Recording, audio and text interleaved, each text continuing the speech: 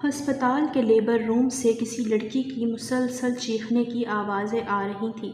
Corridor سے گزرتے سارم گیلانی ایک نرس سے مخاطب ہوا، یہاں اتنا شور کیوں ہوئے اور لڑکی رو کیوں رہی ہے؟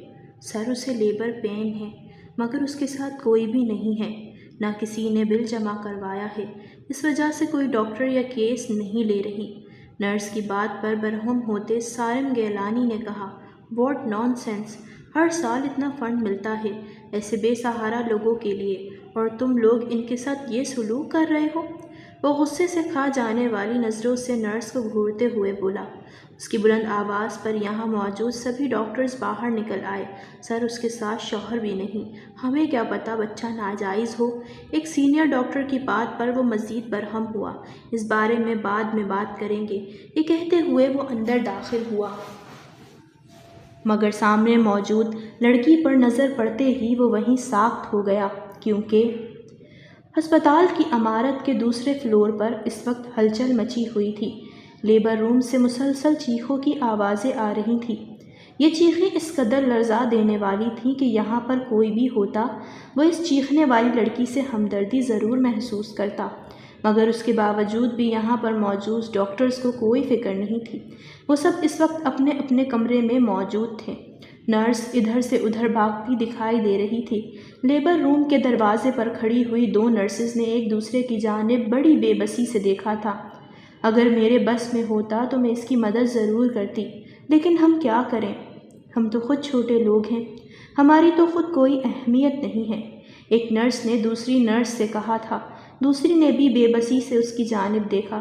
میں کئی بار ڈاکٹرز کے پاس گئی ہوں، چکر لگا کے آئی ہوں، یہاں پر تو کسی انسانوں کی جان کا سوال ہے، مگر جو انسانوں کے محافظ ہیں اس وقت وہ اپنے اپنے کمروں میں خاموشی سے بیٹھے ہوئے ہیں، ان کے لیے سب کچھ پیسہ ہی ہے۔ اس لڑکی جیسے معصوم لوگوں کے لیے ان لوگوں کے پاس وقت نہیں ہے، چاہے وہ درد سے مر ہی کیوں نہ جائیں۔ ان دونوں نرسز کی آنکھیں نم ہو چکی تھیں۔ ان دونوں کے چہروں سے لگ رہا تھا کہ وہ اس لڑکی کی اس تکلیف کو واضح محسوس کر رہی ہیں، مگر یہاں پر موجود ڈاکٹرز کی لاپرواہی کی وجہ سے وہ دونوں بھی خاموش تھیں۔ دوسری طرف سارا ہسپتال کا جائزہ لیتا ہوا سارم گیلانی اس وقت دوسرے فلور پر آیا تھا، مگر لفٹ سے نکلتے ہی اس کے کانوں میں جب یہ چیزیں پڑی تو اس کے قدم بھی بے اختیار گائنی وارڈ کی طرف کھنچ گئے۔ نرس، کیا ہو رہا ہے یہ سب؟ کون اتنا چیخ رہا ہے؟ چیخوں کی آواز پر وہ ان نرسز کی طرف بڑھا تھا جو ابھی کچھ دیر پہلے باتیں کر رہی تھیں۔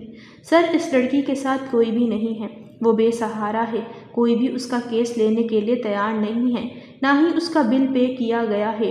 ڈاکٹرز کا کہنا ہے کہ اگر اس کا بل بھی پے کر دیا جاتا تب بھی وہ اس کا کیس لے لیتے، مگر اب تو کوئی بھی اس کے ساتھ نہیں ہے۔ یہ لڑکی خود کہاں سے لائے گی جو اس وقت زندگی اور موت کی کشمکش میں ہے؟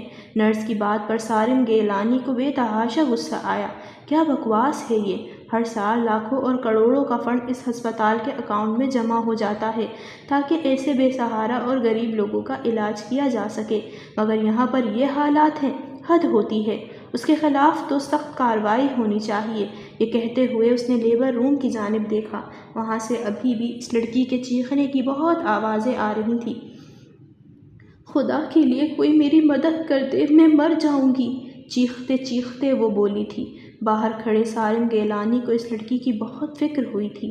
یہ ہسپتال لوگوں کی حفاظت کے لیے بنایا گیا تھا، مگر یہاں ہر انسانوں کے ساتھ کیا سلوک ہو رہا تھا، یہ دیکھ کر اس کا دل کیا تھا کہ وہ یہاں کے سارے سٹاف کو ایک ایک کر کے سسپینڈ کر دے۔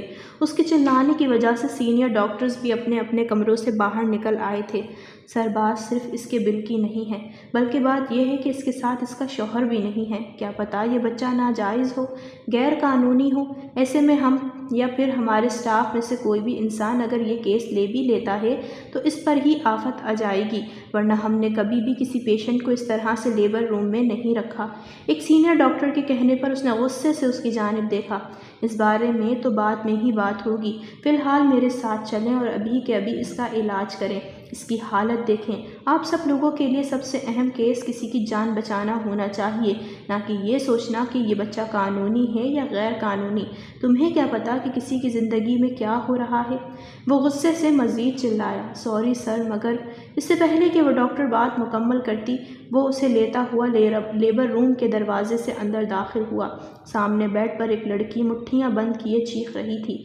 اس کے چہرے پر پسینہ آ چکا تھا اور اسی وجہ سے اس کے کچھ بال اس کے چہرے پر چمٹ چکے تھے۔ اس نے اپنا چہرہ دوسری طرف پھیرا ہوا تھا۔ خدا کے لیے کوئی میری مدد کرو، میں مر جاؤں گی، وہ چیختے ہوئے بولی تھی۔ اس آواز کو سامنے کھڑے سارم گیلانی نے کہیں سن رکھا تھا، مگر کہاں؟ یہ اس کی یادداشت یاد کرنے کی کوشش کر رہی تھی، مگر اگلے ہی لمحے جب اس لڑکی نے منہ اس طرف پھیرا جہاں وہ کھڑا تھا تو اس کے پیروں تلے سے زمین نکل گئی۔ سامنے بیڈ پر جو لڑکی تھی، کیا یہ سچ میں وہی تھی یا پھر وہ خواب دیکھ رہا تھا؟ وہ وہیں ساخت ہو گیا تھا۔ آہستہ آہستہ قدم بڑھاتے ہوئے وہ اس کے قریب پہنچا تھا۔ لڑکی بھی اپنا درد بھول کر سامنے کھڑے ہوئے شخص کو دیکھ رہی تھی۔ آپ یہاں؟ وہ حیرت میں مبتلا شخص کو دیکھ رہی تھی۔ فرشتے، تم یہاں؟ وہ اسے دیکھ کر بوکھلا گیا تھا، مگر اگلے ہی لمحے ایک بار پھر سے فرشتے کے منہ سے ایک زوردار چیخ نکلی تھی۔ تم لوگ یہاں کھڑی میرا منہ کیا دیکھ رہی ہو؟ جاؤ اور ابھی کے ابھی اس کا آپریشن شروع کرو، پیسوں کی فکر کرنے کی ضرورت نہیں ہے۔ خبردار اگر اس کے بعد میں نے کوئی بات سنی، اس نے انگلی دکھاتے ہوئے ڈاکٹر کو کہا تھا۔ اس کے اس انداز پر ڈاکٹر جلدی سے آگے بڑھی۔ جی سر، آپ فکر نہ کریں، ہم لوگ ابھی کیس اسٹارٹ کرتے ہیں، وہ بوکھلاتے ہوئے بولتی جلدی سے آگے بڑھی۔ سر پلیز آپ باہر جائیں، اسے باہر بھیجنے کا کہہ کر ڈاکٹر خود اس کا علاج کرنے لگی تھی۔ ڈاکٹر نے جلدی سے اسے نشہ آور انجیکشن لگایا تو ایک لمحے میں اس کی چیخیں ختم ہو گئی تھیں اور وہ پرسکون طریقے سے سو گئی تھی۔ ڈاکٹر کو اس کی طبیعت کا یہ تو اندازہ تھا کہ وہ بہت کمزور ہے، مگر اس قدر زیادہ درد میں رہنے کی وجہ سے اب وہ نارمل کیس نہیں تھا، آپریشن ہونا تھا۔ ڈاکٹر جلدی سے لیبر روم سے باہر نکلتے ہوئے اس کے پاس پہنچی۔ وہ دیوار کے پاس ٹیک لگائے خاموشی سے کھڑا تھا۔ اس کے چہرے پر دکھ کے تاثرات واضح دکھائی دے رہے تھے۔ سر، پیشنٹ کو بہت زیادہ ویکنس ہے اور انہیں بلڈ کی ضرورت ہے، آپ کو جلد سے جلد ان کے لیے ارینج کرنا ہوگا، اس کے بعد ہی ہم آپریشن کر سکتے ہیں۔ ڈاکٹر نے اسے اطلاع دی تو وہ ایک لمحے میں چونکا۔ میں اسے بلڈ دوں گا، وہ بنا کچھ سوچے سمجھے بولا تو سامنے کھڑے ڈاکٹر نے حیرانگی سے اس کی جانب دیکھا۔ لیکن مسٹر گیلانی، اس کے لیے آپ کو اپنا بلڈ ٹیسٹ بھی کروانا ہوگا، آپ کو کیسے پتا کہ آپ اس کو بلڈ دے سکتے ہیں؟ ڈاکٹر کی بات پر اس نے چونک کر ڈاکٹر کو دیکھا۔ میرا اور اس کا بلڈ گروپ اے ہے، جلدی سے آپ میرا بلڈ نکال کر اسے لگا دیجیے، اسے کچھ نہیں ہونا چاہیے۔ وہ اسے بچانے کے لیے یوں لگ رہا تھا کہ کچھ بھی کر سکتا ہے۔ اگلے آدھے گھنٹے میں اس کا بلڈ فرشتے کو لگ چکا تھا اور فرشتے اس وقت مکمل طور پر بے ہوشی تھی۔ سارم گیلانی جو پورے ہسپتال میں راؤنڈ لگا رہا تھا، ایک ایک چیز کو چیک کر رہا تھا، لیبر روم کی طرف آ کر یہاں پر رک سا گیا تھا۔ کوریڈور میں وہ ایک کرسی پر بیٹھا خاموشی سے کچھ سوچ رہا تھا جب اس کے کانوں میں ایک روتے ہوئے بچے کی آواز پڑی۔ اس کے ساتھ ہی اس نے سر اٹھا کر دیکھا تو ایک ڈاکٹر ایک چھوٹا سا بچہ لیے اس کے سامنے کھڑی تھی۔ ماشاء اللہ، بیٹی ہوئی ہے۔ پیشنٹ ابھی اس حالت میں نہیں ہے کہ اسے بچہ دکھایا جا سکے، اگر آپ چاہیں تو اسے آپ لے سکتے ہیں، ورنہ ہم اسے اس کی ماں کے پاس بھی سلا سکتے ہیں۔ نہ جانے ڈاکٹر کیا سوچ کر اس کے پاس آئی تھی، وہ جلدی سے اٹھ کھڑا ہوا اور اپنے ہاتھ آگے بڑھا دیے۔ ڈاکٹر نے وہ بچی اس کے ہاتھ پر رکھی۔ اس نے مسکراتے ہوئے بچے کے سارے چہرے کو دیکھا تھا، وہ اتنی خوبصورت تھی کہ اس نے فرشتے کو بھی پیچھے چھوڑ دیا تھا۔ دیکھتے ہی دیکھتے اچانک ہی اس کی نظر بچی کی گردن پر پڑی اور اسے یوں لگا جیسے اس کے پیروں تلے سے زمین نکل گئی۔ ایک لمحے میں اس کی پوری دنیا ہل گئی تھی۔ اس کا دماغ بچی کی گردن سے ہوتا ہوا پیچھے ماضی میں چلا گیا تھا اور دیکھتے ہی دیکھتے اس کے دماغ میں ماضی میں ہونے والے سبھی واقعات گھوم گئے۔ وہ ماضی کی طرف جاتے ہوئے اس واقعے پر آ کھڑا ہوا تھا جب وہ ابھی گیلانی گروپ آف انڈسٹریز کا مالک نہیں بنا تھا۔ اس کی زندگی خطروں سے بھرپور تھی، بھلے ہی وہ ایک بہت بڑے جاگیردار گھرانے سے تعلق رکھتا تھا، مگر اس کے باوجود بھی وہ ایک بااثر انسان نہیں بن سکا تھا۔ ارباز گیلانی کا وہ سب سے چھوٹا بیٹا تھا اور وہ اپنی حویلی میں گاؤں میں رہا کرتے تھے۔ وہ اس وقت بھی اپنی ماں کے پاس اس کی گود میں سر رکھے اسے ڈھیروں باتیں کر رہا تھا۔ امی بابا اپنے باقی دونوں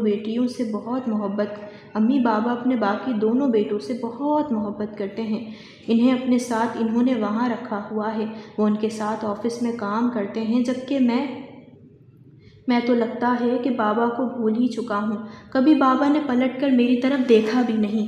بس ہر 6 ماہ بعد ان کی کال آ جاتی ہے کہ ان کے بیٹے کی فیس ختم ہو گئی ہے اور وہ فیس اکاؤنٹ میں ٹرانسفر کر دیتے ہیں۔ کبھی آ کر انہوں نے میرا حال تک نہیں پوچھا۔ آپ ہمیشہ مجھے یہ کہتی ہیں کہ بابا مجھ سے پیار کرتے ہیں، مگر کہاں ہے ان کا پیار؟ مجھے کیوں نہیں دکھائی دے رہا؟ ماں کی گود میں سر رکھے وہ بولے جا رہا تھا۔ سعدیہ گیلانی نے اس کے بالوں میں نرمی سے اپنی انگلیاں پھیرتے ہوئے اسے پچکارتے ہوئے کہا، بیٹا، ضروری نہیں ہوتا کہ ہر انسان پیار کو دکھائے۔ کچھ محبتیں چھپی ہوئی ہوتی ہیں اور وہ تب باہر نکلتی ہیں جب ضرورت ہوتی ہے۔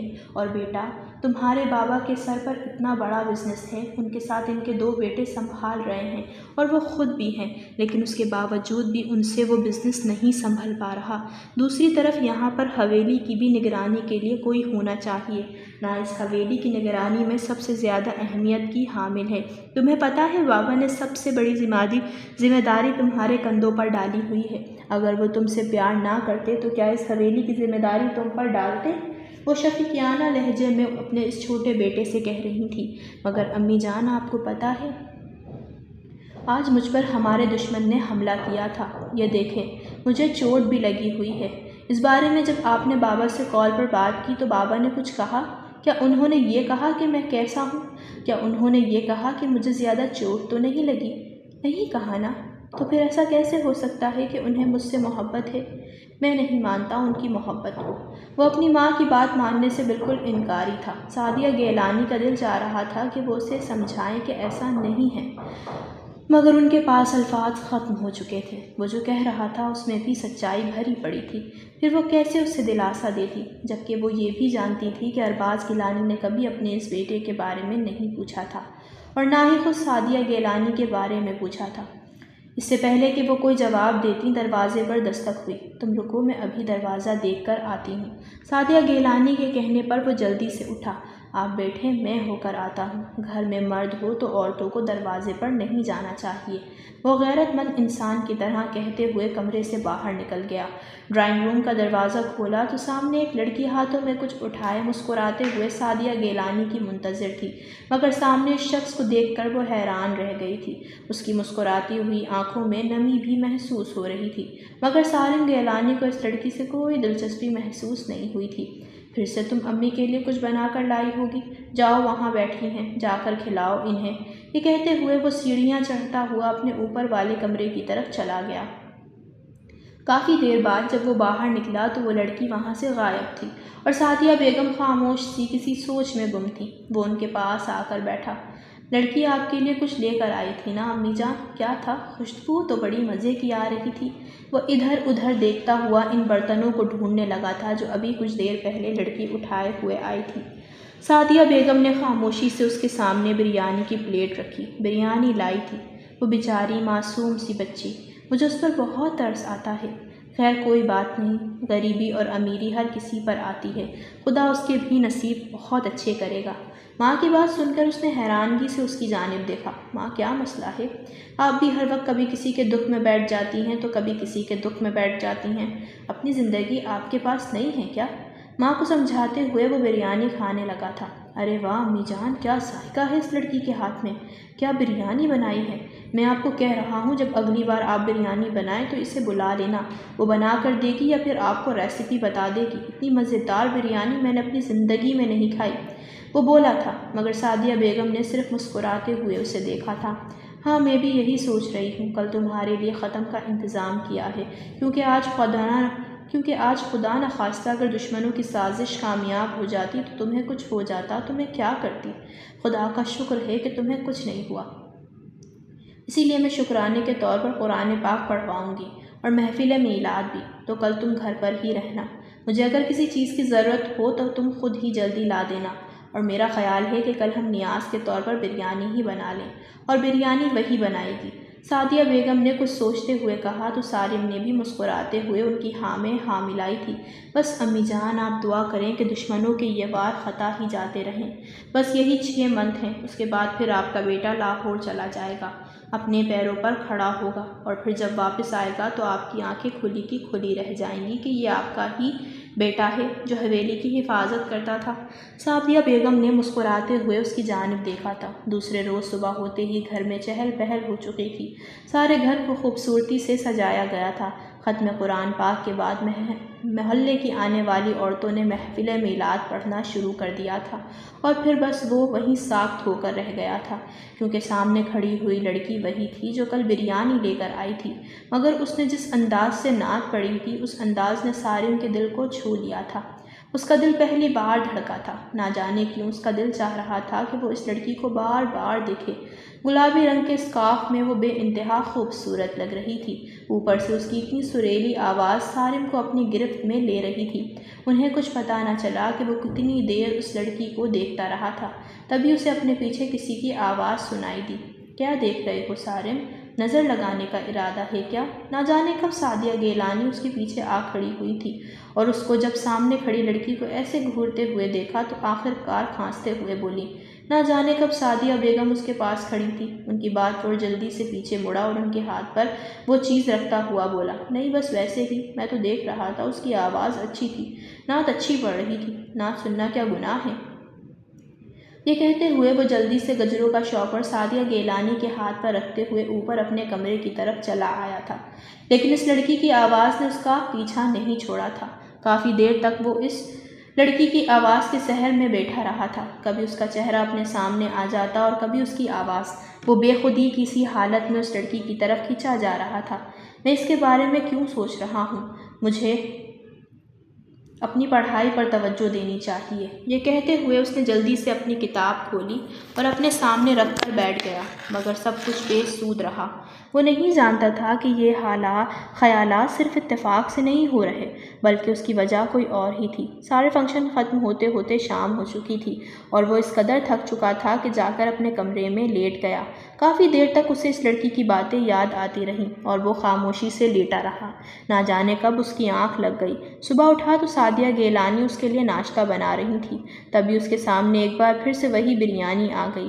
آج بھی وہی ذائقہ تھا۔ امی، یہ لڑکی بہت اچھی بریانی بناتی ہے، کون ہے اور رہتی کہاں ہے یہ لڑکی؟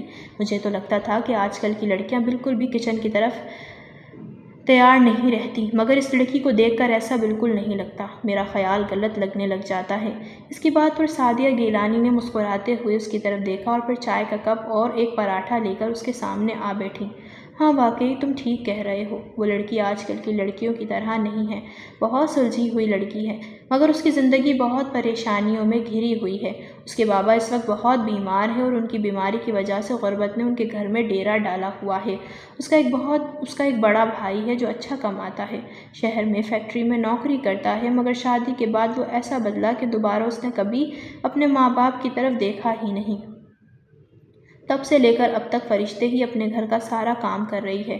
اپنے نام کی طرح وہ خود بھی ویسی ہی ہے، بالکل فرشتوں جیسی۔ اس کے دل میں کسی کے لیے کوئی میل نہیں۔ وہ اپنی ماں کے ساتھ کچھ گھروں میں جا کر کام کرتی ہے، اس کے عوض کچھ پیسے مل جاتے ہیں، کچھ سلائی کڑھائی کا کام کرتی ہے اور ان کا گھر کا گزر ہو رہا ہے۔ اس کے بابا کے علاوہ اس کے چچا ہیں جو الگ گھر میں رہتے ہیں۔ فرشتے کا کام کرنا انہیں بالکل پسند نہیں ہے۔ فرشتے جتنی پڑھی ہے اس کے پڑھنے کے بھی وہ لوگ خلاف تھے، مگر اس کے بابا نے اسے سب سے لڑ کر پڑھایا تھا۔ مگر اس کی اپنی قسمت کہ جب اس نے میٹرک کیا تو اس کے بابا کو فالج ہو گیا اور اب وہ کسی کام کے قابل نہیں رہے۔ سارے گھر کی ذمہ داری فرشتے کے معصوم کندھوں پر آ پڑی۔ وہ کیا کرے؟ اپنے باپ کو اس حال میں اکیلا بھی تو نہیں چھوڑ سکتی نا۔ سعدیہ بیگم کی بات سن کر سارم کو بہت ہمدردی محسوس ہوئی تھی۔ نہ جانے کیوں کھانے سے اس کا دل اچاٹ ہو گیا تھا۔ تو امی آپ اس کی تھوڑی ہیلپ کر دیا کریں، اس کو کچھ پیسے دے دیا کریں، اور اسے کہا کریں کہ وہ لوگوں کے گھروں میں کام نہ کیا کرے، نہ جانے لوگ کیسی کیسی نظروں سے دیکھتے ہوں گے۔ آج کل تو ویسے بھی بہت برا دور چل رہا ہے، ادھر کوئی بے سہارا لڑکی دیکھی نہیں اور ادھر کوئی درندہ اس پر ٹوٹ پڑا۔ وہ اب کھانا چھوڑ کر اپنی ماں کی طرف متوجہ ہو چکا تھا۔ سعدیہ گیلانی کا بھی یہی حال تھا۔ بیٹا میں نے کئی بار اس کی مدد کرنے کی کوشش کی ہے، مگر وہ بہت خوددار لڑکی ہے۔ وہ کہتی ہے کہ وہ کسی بھی کام کے بدلے تھوڑے بہت پیسے لے سکتی ہے، مگر وہ بھی نہ کوئی کام کی 1 روپیہ تک نہیں لے گی۔ وہ کہتی ہے کہ لوگ ہمدردی کر کے جب اسے پیسے دیتے ہیں تو وہ پیسے اسے کانٹوں کی طرح چبھتے ہیں۔ وہ نہیں چاہتی کہ کوئی اسے ہمدردی کی نظر سے دیکھے۔ اس کے ہاتھ سلامت ہیں، وہ خود کر سکتی ہے۔ سعدیہ بیگم کی بات سن کر وہ خاموش ہو گیا تھا۔ وہ معصوم سی خوبصورت سی نظر آنے والی لڑکی جس کے چہرے سے مسکراہٹ دور ہی نہیں ہوتی، وہ اندر سے ٹوٹی ہوئی تھی۔ سارم کو اس چیز کا اندازہ تک نہ تھا۔ اسے لگتا تھا وہ لڑکی اس کی طرح ہر چیز سے بے خبر ہے، لیکن اس کی عمر میں جب لوگ کھیل کود رہے ہوتے ہیں، وہ اس عمر میں اپنے گھر کی ذمہ داریاں پوری کر رہی تھی۔ کیسی بد نصیب لڑکی تھی وہ! اسے رہ رہ کر اس لڑکی کا خیال آ رہا تھا، لیکن ایسا کیوں ہو رہا تھا اسے یہ بھی بالکل سمجھ نہیں آ رہا تھا۔ 2-3 دن گزر چکے تھے اور ابھی تک فرشتے ان کے گھر واپس نہیں آئی تھی۔ نہ جانے کیا مسئلہ ہو گیا تھا۔ وہ اس کی راہ تک رکھا تھا مگر وہ نہیں آئی تھی۔ آج اچانک ہی سعدیہ بیگم نے حلیم بنائی اور اسے بولنے لگی کہ وہ فرشتے کے گھر جا رہی ہیں۔ تو پھر وہ جلدی سے اٹھا۔ امی جان آپ رہنے دیں، آپ بیٹھ جائیں۔ آپ کی طبیعت ویسے ہی خراب رہتی ہے، گھٹنوں میں درد ہوتا ہے تو یہ میں لے آتا ہوں، بس مجھے ان کے گھر کا ایڈریس بتا دیں۔ نہ جانے کیوں وہ خود اٹھ گیا تھا۔ سعدیہ بیگم نے حیرانگی سے اسے دیکھا۔ وہ کچھ کھوجنے کے انداز میں اس کے چہرے کو دیکھ رہی تھی، مگر وہ کیا کھوج رہی تھی یہ وہ اچھی طرح جانتا تھا۔ وہ نظریں چراتا ہوا حلیم کا ڈونگا اپنے ہاتھ میں پکڑے اس کے گھر آ پہنچا تھا، مگر وہ یہ نہیں جانتا تھا کہ کوئی 2 آنکھیں ہیں جو اسے دور سے دیکھ رہی ہیں۔ اگلے ہی لمحے ان 2 آنکھوں میں ایک چمک ابھری تھی۔ وہ اس گھر کے دروازے پر کھڑا تھا۔ گھر ٹوٹا پھوٹا سا تھا۔ لکڑی کا دروازہ بھی کافی خراب ہو چکا تھا۔ اسے دیمک لگ چکی تھی۔ کچھ لمحوں بعد دروازہ کھلا تو وہ سامنے کھڑی تھی۔ اس نے نیلے رنگ کا اسکارف اپنے سر پر لے رکھا تھا اور اسی رنگ کا سوٹ بھی پہن رکھا تھا۔ وہ ہمیشہ کی طرح بے حد خوبصورت لگ رہی تھی۔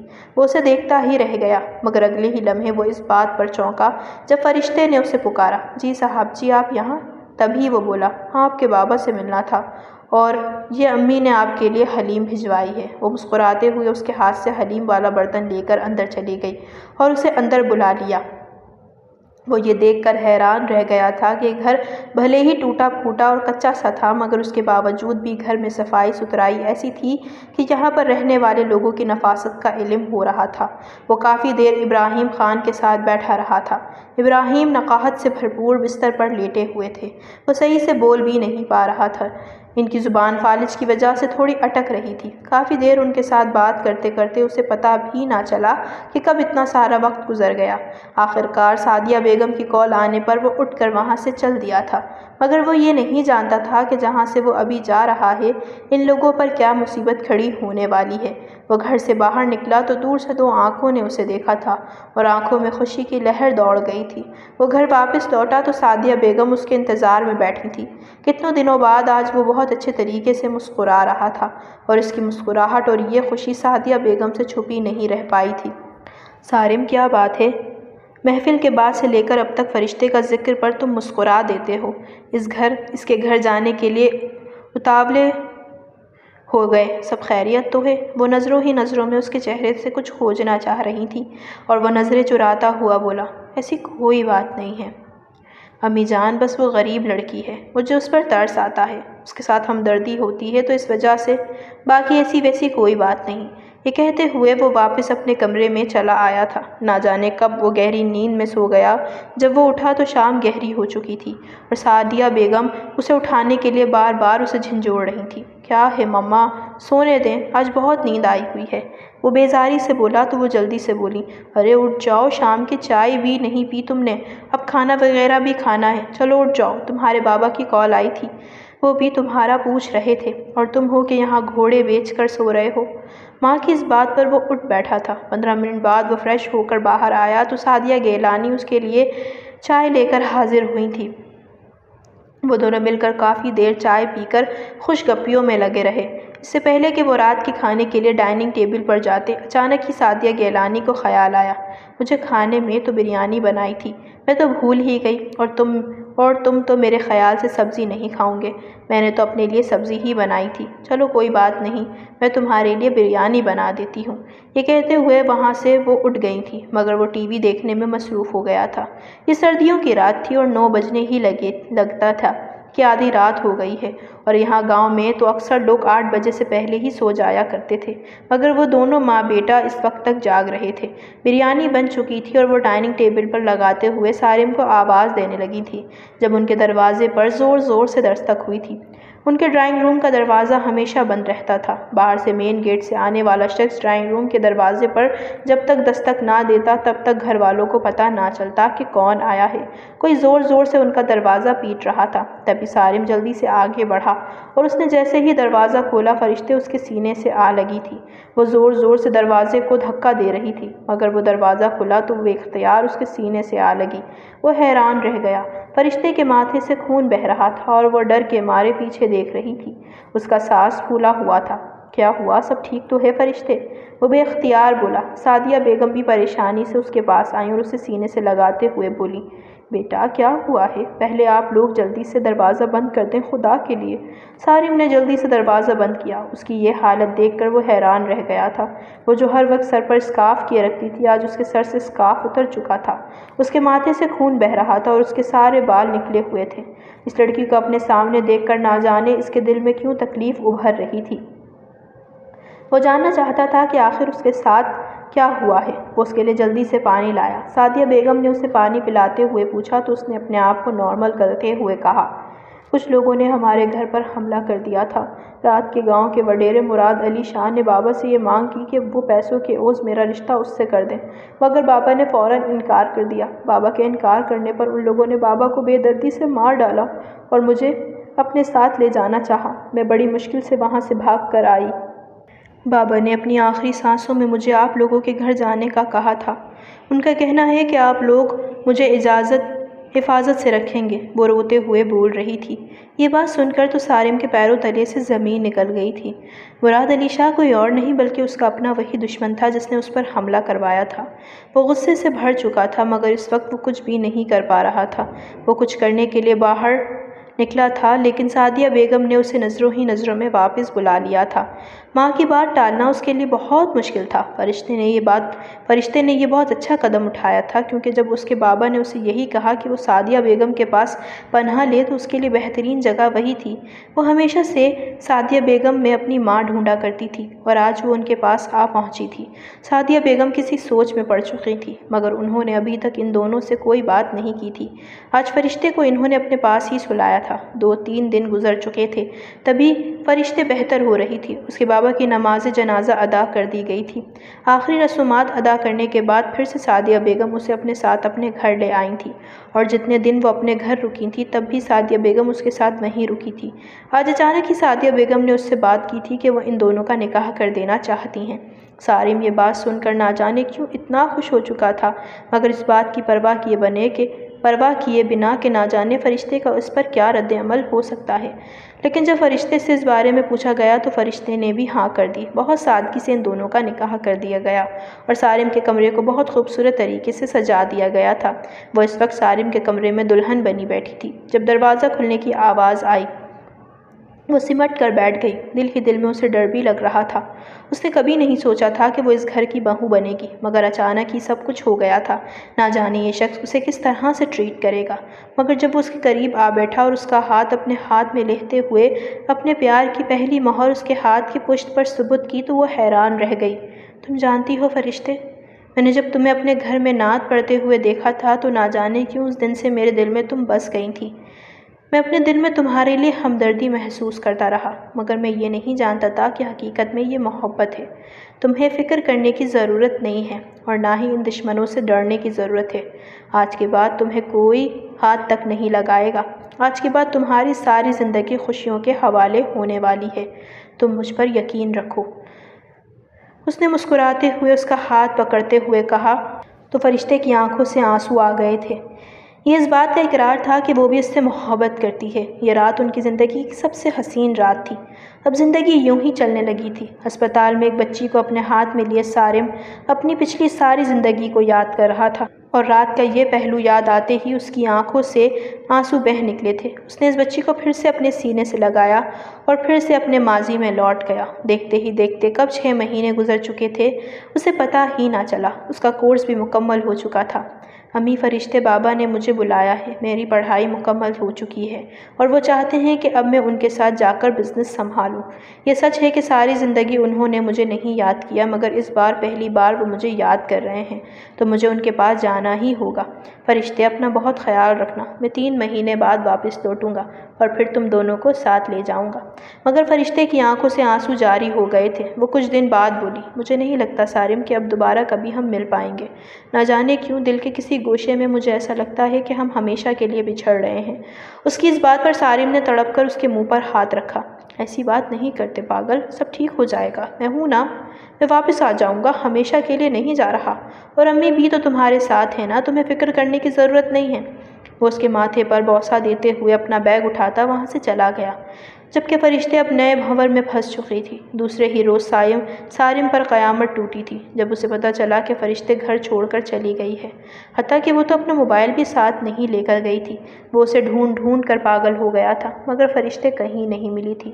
جب وہ تھک کر چور ہو کر بیٹھا تو اس کے موبائل پر ایک رنگ ہوئی جس میں فرشتے اور کسی اور انسان کے ساتھ فرشتے کی تصویر تھی، ایسی تصویریں جو شاید کوئی بھی مسلمان لڑکی نہ بنوانا چاہے۔ اس کے دل میں چھن سے کچھ ٹوٹا تھا، وہ اس شخص کو نہیں جانتا تھا۔ اس نمبر کو ٹریس کرنے کی کوشش کی گئی تھی مگر بے سود رہا تھا، اور اس غم سے نکلنے کے لیے ارباز گیلانی نے اسے آفس کی تمام ذمہ داریاں سونپ دی تھیں اور وہ بھی دل لگا کر اس میں کام کرنے لگا تھا۔ اس 1 سال میں اس نے اپنے آپ کو اس قدر سخت کر لیا تھا کہ وہ کسی کے جذبات کے سامنے نہیں پگھل سکتا تھا۔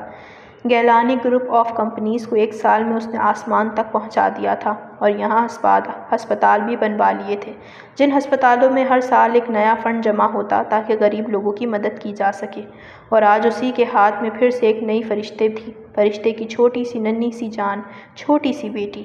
وہ خیالوں میں سے واپس آیا کیونکہ اس کے ہاتھ میں موجود بچی زور زور سے رو رہی تھی، اس کی آنکھیں بھیگ چکی تھیں، پچھلا سارا منظر اسے رونے پر مجبور کر رہا تھا۔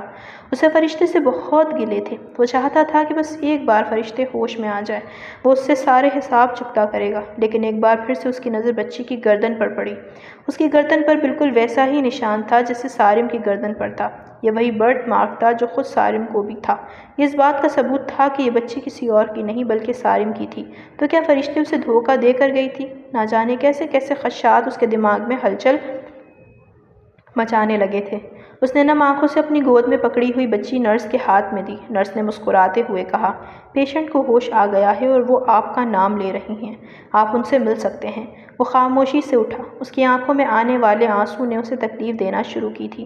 وہ اس کے سامنے روتے ہوئے انداز میں نہیں رہنا چاہتا تھا۔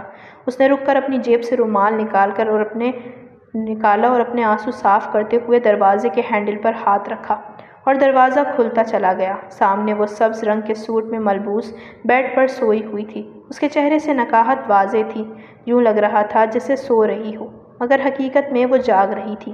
کہاں تھی تم؟ دروازہ کھلنے کی آواز پر فرشتے نے سر اٹھا کر دیکھا تو وہ سامنے اس کا منتظر تھا۔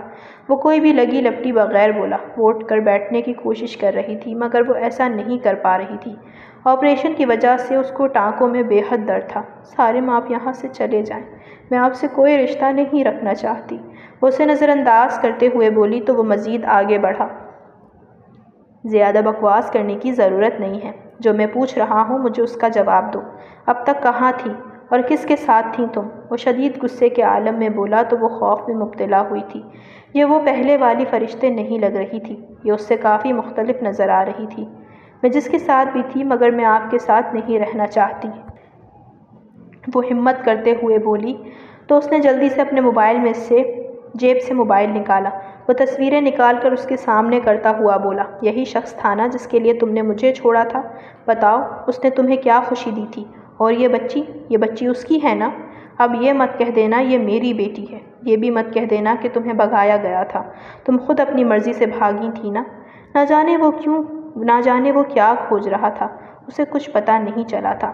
سعدیہ بیگم بھی ہسپتال پہنچ چکی تھی کیونکہ اس نے سعدیہ بیگم کو کال کر کے ساری بات بتا دی تھی، مگر وہ ابھی تک ہسپتال کے اس کمرے تک نہیں پہنچی تھی۔ نہیں، یہ جھوٹ ہے، میں کسی انسان کے ساتھ نہیں تھی، وہ کہہ رہی تھی۔ وہ تصویریں دیکھ کر اسے خود سے گھن آنے لگی تھی۔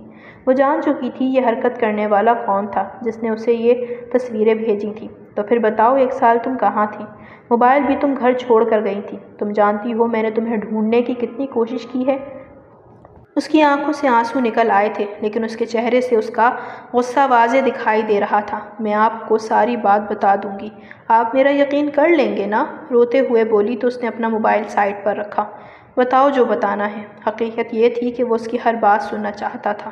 اس 1 سال میں اس نے اسے اتنا یاد کیا تھا کہ کوئی پل ایسا نہیں گیا کہ وہ اس کی یاد کے بغیر رہا ہو۔ تبھی وہ بولی، جس روز آپ شہر کے لیے باہر نکلے تھے اسی روز میرے موبائل پر ایک میسج آیا تھا۔ اس طرح کے میسج مجھے پہلے کئی دنوں سے موصول ہو رہے تھے۔ میں نے کسی پر بھی توجہ نہیں دی تھی، مگر اس روز مجھے میسج آیا کہ اگر میں یہ حویلی چھوڑ کر نہ گئی تو آپ کو مار دیا جائے گا، اور پھر آپ کی گاڑی کی تصویر دی گئی تھی۔ بارش برس رہی تھی اور آپ کی گاڑی روڈ پر رواں دواں تھی۔ ارد گرد بالکل سنسان روڈ تھا۔ کوئی شاید آپ کا پیچھا کر رہا تھا، اور کسی نے آپ پر حملہ کرنے کی بھی کوشش کی تھی۔ اس وقت سارم کو یاد آیا، برستی بارش میں اس کی گاڑی پر کسی نے فائرنگ کر دی تھی۔ یہ تو خدا کا شکر تھا کہ ڈرائیور اس کے ساتھ تھا۔ ڈرائیور نے اسے محفوظ شہر تک پہنچایا تھا۔ اس کے اپنے پاس بھی گن تھی جس سے وہ اپنا دفاع کر سکتا تھا۔ ان دونوں نے جوابی فائرنگ کی تو حملہ کرنے والے انسان وہاں سے بھاگ گیا۔ نہ جانے وہ کون تھا، لیکن اسی گاڑی کی تصویر فرشتے کو بھیجی گئی تھی، لیکن فرشتے نے اپنے موبائل کا پاسورڈ تبدیل کر کے اسے وہیں اپنے کمرے میں ہی چھوڑ دیا تھا، تاکہ کوئی اس کے موبائل میں دیکھ نہ سکے کہ اسے کسی نمبر سے میسج آتے رہے اور وہ یہ گھر چھوڑ کر کیوں گئی ہے۔ سارم میں جا کر بھی آپ کو نہیں بتا سکتی تھی۔ آپ کی جان میرے لیے سب سے زیادہ اہم تھی۔ میں نے اسی وقت اپنے کپڑے باندھے اور گھر والوں سے آنکھ بچا کر گھر سے باہر نکل آئی۔ گاؤں کی پچھلی طرف جو ریلوے اسٹیشن ہے، اس ریلوے اسٹیشن سے میں کراچی چلی گئی۔ وہاں میں نے بڑی مشکل سے گزارا کیا۔ وہاں پھر سے مراد علی شاہ کے بندے میرے پیچھے آ چکے تھے۔ میں ان سے بڑی مشکل سے پیچھا چھڑا کر پھر سے لاہور چلی آئی۔ یہاں میری ایک دوست بن گئی تھی، مگر یہاں بھی مراد علی شاہ میرے پیچھے پڑا رہا۔ اس روز بھی میری طبیعت بہت زیادہ خراب تھی اور میں اپنی جان بچا کر ہسپتال کے دروازے پر آئی تھی، مگر اسی وقت میری حالت بہت خراب ہو گئی تھی۔ نرسز مجھے اٹھا کر یہاں لے آئی تھیں اور پھر اس کے بعد آپ آئے تھے۔ باقی کی کہانی آپ جانتے ہیں۔ میں یہاں آپ کے سامنے ہوں۔ وہ روتے ہوئے بولی تو سارم کو اس کے چہرے سے ساری سچائی معلوم ہونے لگی۔ سارم کے پیروں تلے سے زمین نکل گئی تھی۔ وہ کیوں اسی پر ہی بے بنیاد الزام لگائے جا رہا تھا؟ دل میں تو وہ اسے بے گناہ سمجھتا تھا، مگر اس وقت اسے سامنے دیکھ کر کیوں وہ تصویر دکھائی دی تھی؟ کیا وہ یہ نہیں جانتا تھا کہ فرشتے کس قسم کی لڑکی ہے؟ اسے اپنے آپ پر شرمندگی ہونے لگی تھی۔ فرشتے اس سے پھر بار بار معافی مانگ رہی تھی۔ اس نے فرشتے کے دونوں ہاتھوں کو پکڑ کر ان پر بوسہ دیا۔ پھر فرشتے بولی، میں بالکل بھی جھوٹ نہیں بول رہی۔ یہ بچی کسی اور کی نہیں بلکہ آپ کی اپنی ہے۔ یہ میرے اور آپ کے پیار کی نشانی ہے۔ جیسے 1 سال تک میں نے اپنے پیٹ میں بہت سنبھال کر رکھا ہے۔ آپ کے دشمنوں نے اسے ختم کرنے کی کوشش کی، مگر میں نے ہر بار اس کی حفاظت کی ہے۔ سارم نے فوراً ہی موبائل نکال کر اپنے بابا کو کال کی تھی۔ حقیقت یہ تھی کہ مراد علی شاہ کے بابا نظام علی شاہ شکار کرتے ہوئے مارے گئے تھے، مگر اسی وقت اتفاق سے سارم کے بابا ارباز گیلانی بھی وہاں موجود تھے۔ مراد علی شاہ یہی سمجھ لیا تھا کہ ارباز گیلانی نے ہی اس کے والد کو مارا ہے۔ اس نے بہت کوشش کی تھی کہ وہ ان کو سلاخوں کے پیچھے دیکھے، مگر اپنے تعلقات ہونے کی وجہ سے اور بے گناہ ہونے کی وجہ سے وہ کبھی بھی جیل نہیں گئے تھے۔ ارباز گیلانی کے جانے کے بعد سارم ان کے سامنے دیوار بن کر کھڑا ہو گیا تھا، اور اب وہ سارم کے ذریعے ارباز کو آزمانا چاہتے تھے۔ ارباز گیلانی کو اس بات کا پتہ چل گیا تھا۔ انہوں نے اس حوالے سے پولیس میں رپورٹ درج کروا دی تھی، اور اگلے ہی گھنٹے میں مراد علی شاہ کو پکڑ لیا گیا تھا۔ اس کے خلاف ٹھوس ثبوت مل چکے تھے، کیونکہ جس نمبر سے میسیجز فرشتے اور سارم کو کیے گئے تھے وہ نمبر ان کے ملازمین میں سے تھے، اور جب ملازمین کو پکڑ کر پولیس نے دھویا تو انہوں نے سچ اگل دیا۔ اب وہ پھر سے فرشتے کی طرف متوجہ ہوا۔ فرشتے کے چہرے پر سال بھر کی محنت اور مشقت کے آثار واضح تھے۔ اس کی آنکھوں کے نیچے ہلکے اس بات کا واضح ثبوت تھے کہ اس نے بڑی مشکل سے خود کو سنبھالا تھا۔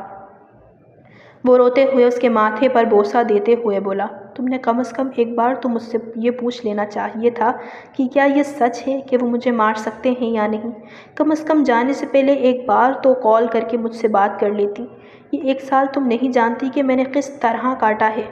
وہ روتے ہوئے بولا تو اس نے بھی اس کے ہاتھ پر بوسہ دیتے ہوئے کہا، آپ نہیں جانتے کہ میں نے یہ 1 سال آپ کی جدائی میں کیسے کاٹا ہے، مگر اب میرے میں ہمت نہیں ہے کہ میں آپ سے دور رہوں۔ خدا کے لیے اب مجھے خود سے دور مت کرنا۔